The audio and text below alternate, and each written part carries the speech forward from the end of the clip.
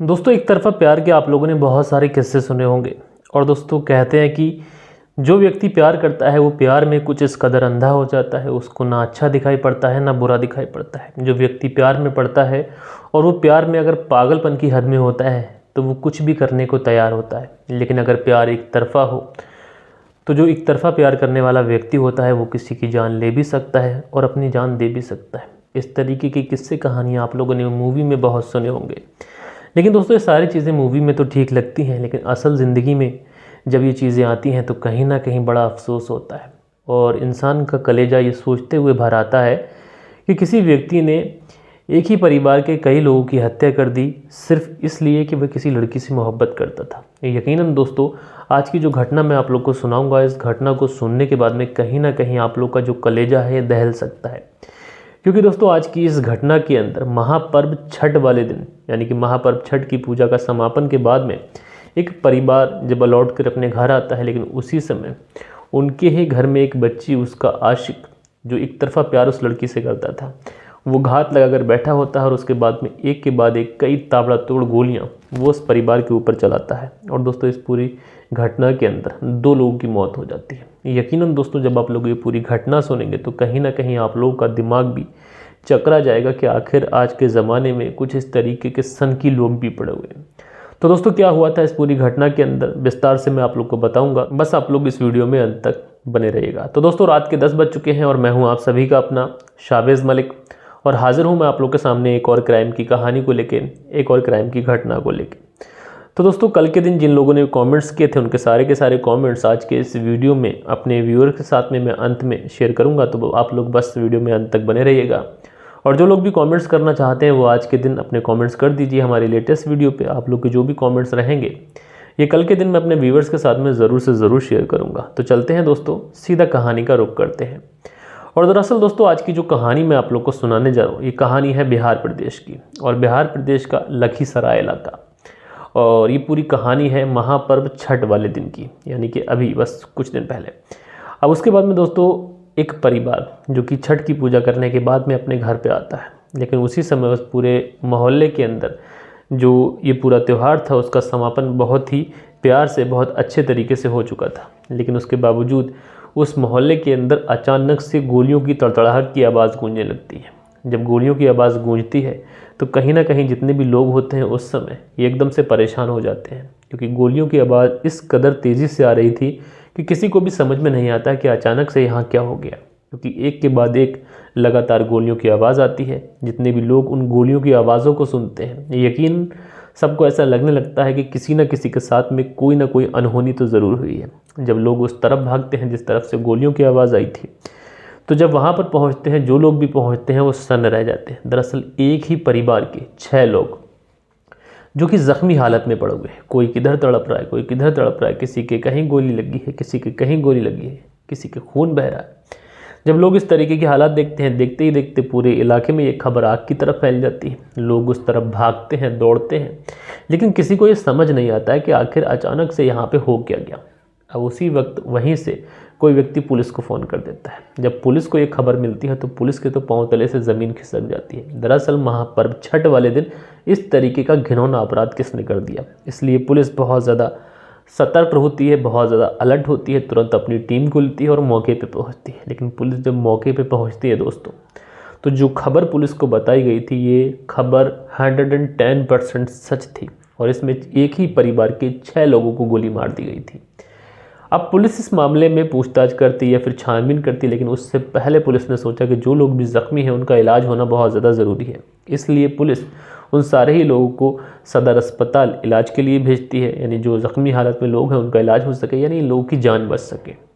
अब उसके बाद में डॉक्टर जो है इन सारे लोगों का जब ट्रीटमेंट शुरू करते हैं तो पता चलता है कि इनमें 4 पुरुष और 2 महिलाएँ हैं। लेकिन डॉक्टर अपने इलाज के दौरान 2 लोगों को मृत घोषित कर देते हैं। बाकी के जो 4 लोग हैं उनकी जो हालत है ये काफ़ी ज़्यादा नाजुक बनी हुई है। अब दोस्तों, पुलिस के सामने सबसे बड़ा सवाल तो ये था कि आखिर यह हत्या किसने की है, कौन वो कातिल है कि जिसने महापर्व छठ वाले दिन एक ही परिवार के 6 लोगों के ऊपर गोलियां बरसा दी।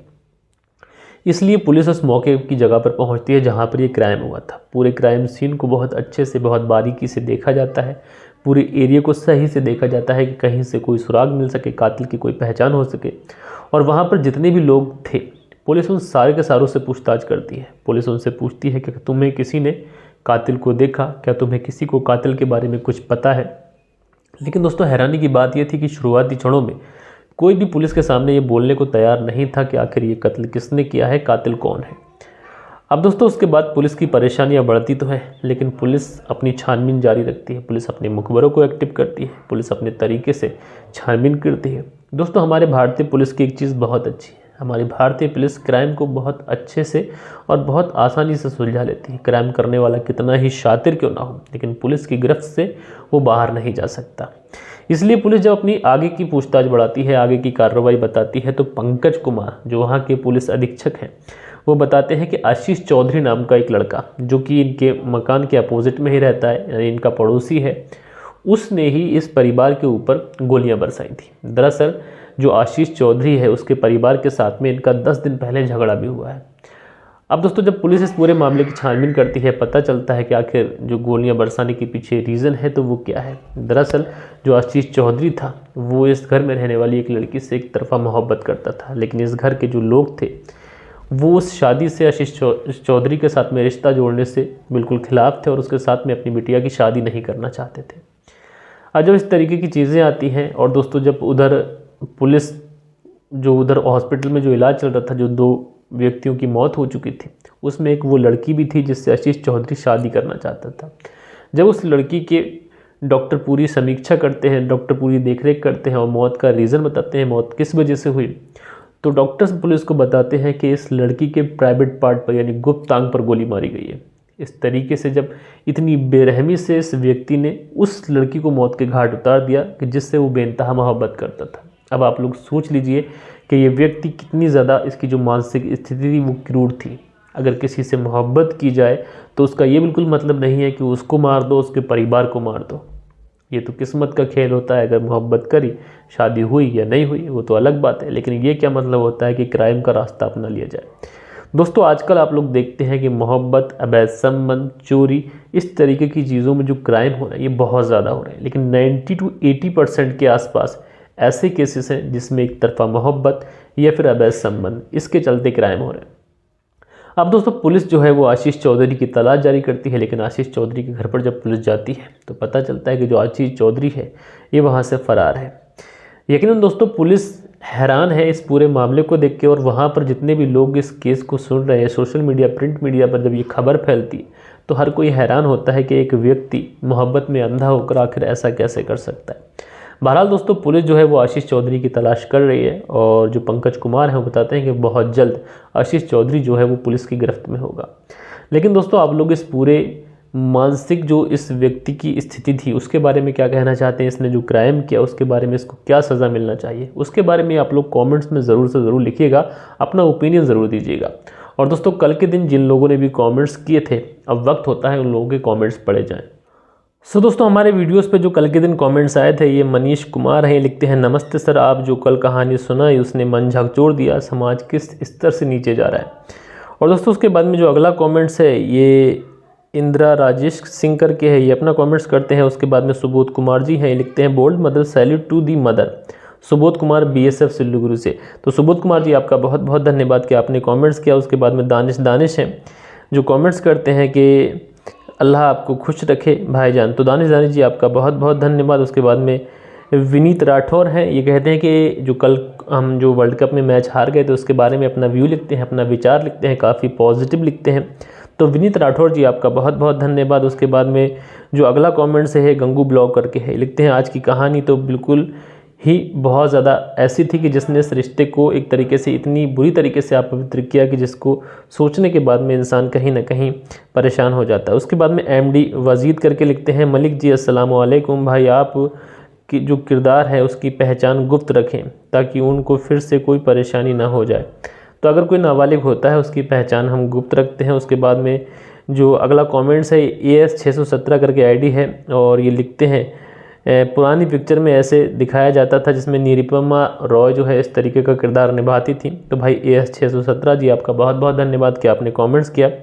उसके बाद में राम प्यारे यादव हैं, लिखते हैं सर नमस्ते प्रणाम, मैं भगवान से प्रार्थना करता हूं कि आप अच्छे रहें, आपकी कहानी अच्छी लगती है। राम प्यारे यादव आजमगढ़ से।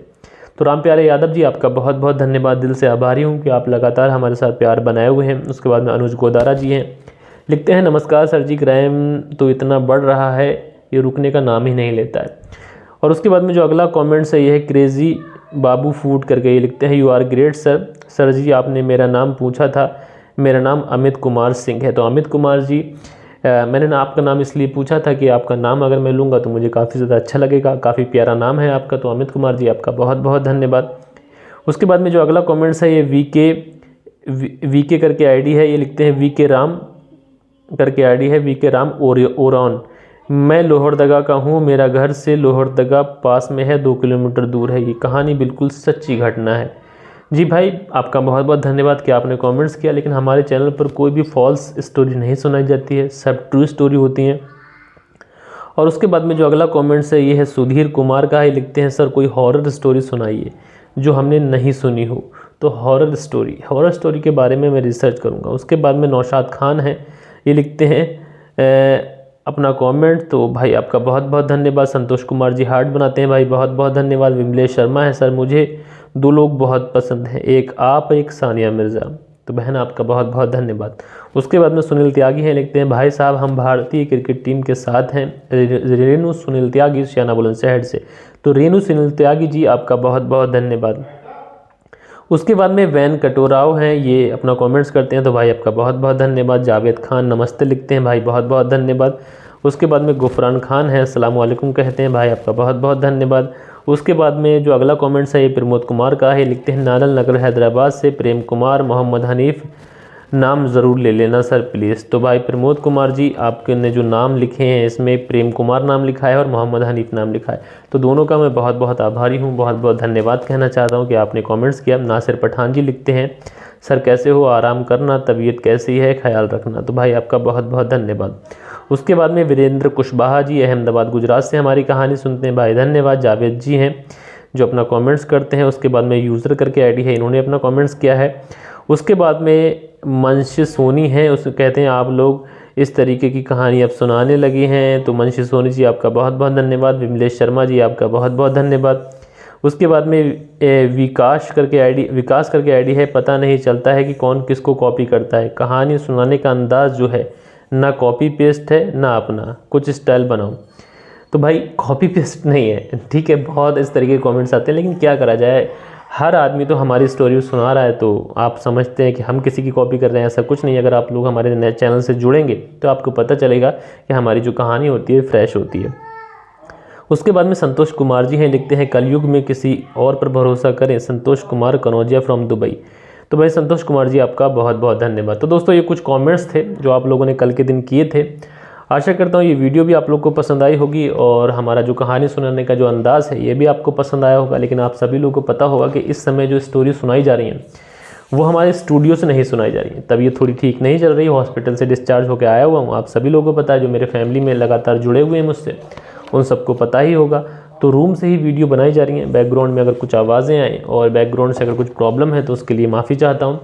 बहरहाल दोस्तों हम लोग मिलते हैं कल के दिन किसी और क्राइम स्टोरी के साथ में। जब तक के लिए अपना ख्याल रखें, देश का ख्याल रखें, परिवार के रिश्तों की अहमियत को समझें। जय हिंद, जय भारत।